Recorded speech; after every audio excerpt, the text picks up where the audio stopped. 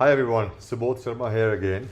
If it's your first time over here, let me just remind you that Pink Wolf is all about styling, shaving, grooming, and other interesting topics that we can think of. So today's topic for the video is some of the shaving myths that surround us. When we started the journey of Pink Wolf a couple of months ago, actually a couple of years ago now, when we started the journey, we spoke to several friends, enthusiasts. We ran a survey as well, to figure out what people want and how they shave, what are the current practices, and so on. What we realized there were a lot of myths and misconceptions around shaving. Some of them justified, some of them totally unjustified. But one of the key themes we found is a lack of education around the whole theme of shaving. In today's video, let's clear a few myths and misconceptions around shaving. As you're well aware by now that I'm a pro double-edged safety razor guy, and I will advocate nothing else but the double-edged safety razor. What I wanted to talk about is are 5 main myths that we have encountered. There are many, many more, but we pretty much summarize all of them into 5 of them, which helps you get an understanding of what these myths are and how to actually, what they actually mean and how to actually solve them. Even in my case, earlier I was completely brainwashed and I was pretty much a marketing slave to all the companies who advertise that 1 blade is good, but 2 is better, 3 is even better than 2, and 5 is even better than 3, and so on and so forth. So I got myself completely brainwashed and I realized that I fell a victim, or I became a victim of some of these myths myself as well. So let's start with the myths that we're going to talk about, and hopefully they will help you overcome your hurdles or lack of education around shaving. Myth number 1 is shaving leads to razor bumps or ingrown hair. Well, let's try and first understand the problem. Razor bumps it's just like a speed breaker on the road. These are small bumps that start on your face when you're shaving, and then ingrown hair are something that happens when your first level of skin is shaved, second level is shaved sometime as well, and the hair, instead of coming out of the skin, starts curling inside back into it. The problem is not shaving which leads to razor bumps or ingrown hair. It's actually an incorrect shaving technique or incorrect shaving routine which leads to both of these problems. So think about it for a second. Razor bumps and ingrown hair is something that has started only a couple of years ago, maybe about 25 or 30 years ago. Why? Because in the old times, everyone used a single blade, and that's all they had. So, and none of them complained about razor bumps or ingrown hair. So there must be something different that has happened since then, which led to razor bumps and ingrown hair coming out as well. When I went from a 5 blade to a single blade, one of the first things I noticed is the lack of bumps or lack of grains or lack of hardness in the skin, which led to a complete smooth skin. So when we say that shaving leads to razor bumps or ingrown hair, that's a myth. It's incorrect completely. The primary reason for this is an incorrect shaving routine. And what we do in Pink Wolf is give you a 5-step shaving process that helps you get a close, smooth and comfortable shave. So using a single blade is effective because it leads to a bump-free shave. Even dermatologists recommend using a single blade for people.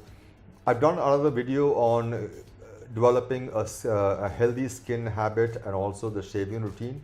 Give it a look. The link is down in the description, and just take a look at it once you get a chance. So myth number 2 is that electric razors and mini clippers or clippers are the best. Well, they're not.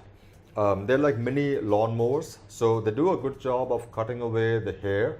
But if you're looking for that smooth, comfortable shave, that's not what they're intended to provide. You can say whatever you want, but the fact of the matter is they don't cut as cleanly as a single blade would under any circumstance. So if smooth is important to you, if comfortable is important to you or your better half, I suggest avoid that completely. So the myth number 2 about electric razors and mini clippers or clippers being the best, they're not. Myth number 3, this is one of the most interesting ones, which is I don't have time in the morning, or I don't have time to shave. Really? That's bullshit. I mean, how can you not have time? Would you go for a full day at work with a 2-minute shower, or completely avoid the shower at all? You wouldn't. Your face is the first thing that people see when you walk through the doors of your office or your house or your meeting place or meeting with a client or anywhere else. So that's the part which actually requires the most investment in terms of time. Guys, we step out a lot of times from the house and we have to face different kinds of environment. Your face is an investment. Your skin is an investment. Invest in it. We were talking about the face and the skin. Your face is the first thing that people see and recognize, and from the face itself they'll be able to make out whether you had a good night's sleep, or you haven't shaved, or you're well dressed or well attired or well groomed or whatever. Because these days men are working longer, men are living longer, men are also exposed to the environment just like women. But then keep in mind, women take care of their skin a lot better than men do. So if you feel that taking care of your skin is not something masculine, I'm here to tell you that it's a misconception, it's a myth. It will not hurt your masculinity if you actually take care of your skin all the time.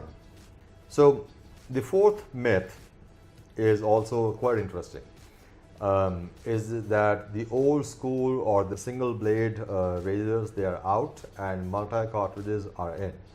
Well, whenever I spoke to some of my friends, and they would always mention it quite derogatorily, that you're talking about the dada ya pardada ke zamane ki jo blade hai, ye razor hai, and not the modern multi cartridge razors that everybody has these days. So the issue with the multi cartridge razors is that they cut, they pull, and they don't just cut the skin once, they cut the skin thrice or 5 times based on how many blades you have. So the same area goes through not one blade pass, but it goes through 3 or 5 passes, which means your first layer of skin is getting cut, then you're getting the second layer exposed as well, and sometimes if you push really hard, you come to the third layer of the skin. Each time your skin layers are exposed and cut while shaving, that becomes a breeding ground for bacteria. A combination of bacteria, more blades, and dry skin, not good for your skin.